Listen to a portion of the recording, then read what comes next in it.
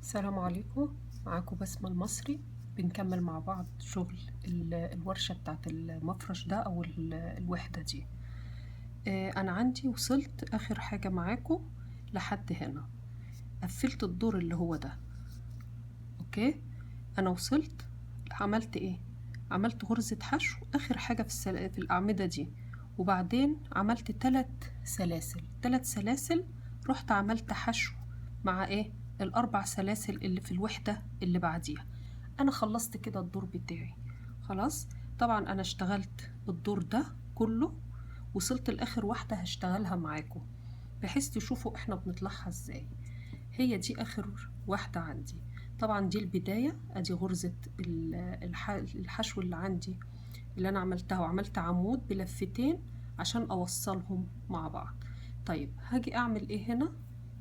طيب هطلع الدور بتاعي ازاي؟ هاخد هنا اللي هي الوصلة دي، الجزء ده 3 سلاسل بوصل بين البتلة والبتلة. اوكي، ادي هوصلها هنا عندي بحشو عادي خلاص. طيب انا بعد الحشو هنا هبتدي اطلع للاعمدة دي ازاي؟ طبعا الحشو عندي بيكون في نص السلاسل ديت، وهو بيتظبط مع الشغل عندي. هروح بحشو اهيت واعمل بعديها سلسلة. السلسلة اللي هعملها هفوت طبعا العمود ده مع الحشو مع ال4 سلاسل، مش هاجي عليه، هعمل في تاني عمود وهبتدي اعمل سلسلة عمود سلسلة عمود سلسلة عمود، بس 6 مرات لحد هنا. وبعدين اعمل سلسلة ومرتين عمودين مرتين يعني بلفتين، وبعدين 1 2 1 2 3 ب3 لفات، وبعدين 2 بلفتين، وبعدين 6 أعمدة. طبعا بين كل واحد وواحد في سلسلة. هشتغلوا معاكم دلوقتي. هعمل السلسلة الأولانية وبعدين أعمل في العمود. أدي أول عمود عندي، دول هعملهم 6، يعني كل مرة أعمل عمود سلسلة، وفي اللي بعده عمود وسلسلة 6 مرات بالطريقة دي خلاص. وبعديها كده عملنا 3، هنشتغل لحد 6. طبعا أنا بحب الشغل بتاع الفيديو بيكون أحسن عشان تعرفي انت بتوصلي فين وتودي ايه.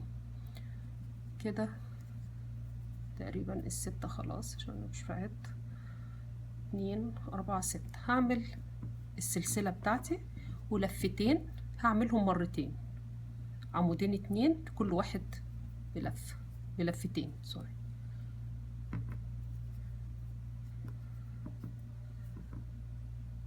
واللي بعديهم هعملهم 3 لفات، بس هعملهم 3 مرات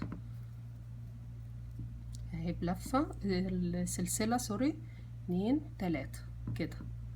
واحاول اظبط الاعمدة بتاعتي وانا شغالة عشان ما تطلعش مهوية قوي مني ويبقى فيه فرق كبير. سلسلة 3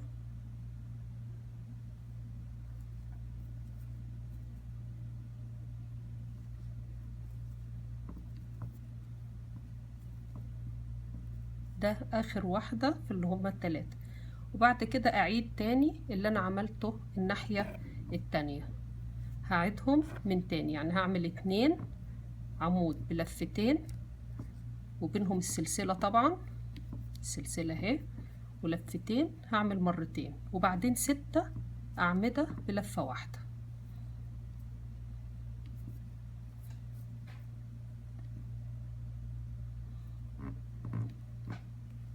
6 أعمدة بلفة واحدة، وبين كل عمود طبعا سلسلة.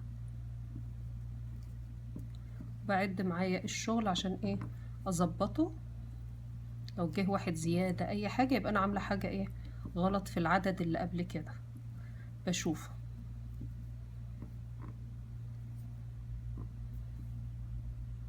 طبعا خيط القطن بيبقى صعب شوية بس بيدي نتيجة حلوة قوي في الشغل، بيخليك تحبي الوحدات كمان بتاعتك. طبعا في المفارش بيجنن، مفارش السرير والسفرة والانتريه وكل الحاجات دي. تقريبا ده اخر واحد معانا، بس برضو بعمل بعديه سلسلة، هعدهم 1 2 3 4 5 6. خلاص انا كده تقريبا وصلت، لفيت اللفة بتاعتي كلها وخلصت. بس هنا شوف جايبلك ايه، هتطلعي ده كل ده منزلق، 1 2 3 4. ماشي، نطلع على الأربع عواميد منزلقة بالسلاسل اللي معاهم. يعني هنطلع كم منزلقة؟ 1 2 3 4 5 6 7 8 9 منزلقة.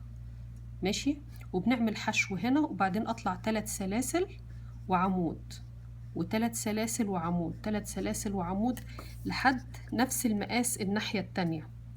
يعني باخد بس معايا عمود من اللي هو تحت ال6، والعمود التاني بعمل فيه حشو، ونكمل مع بعض.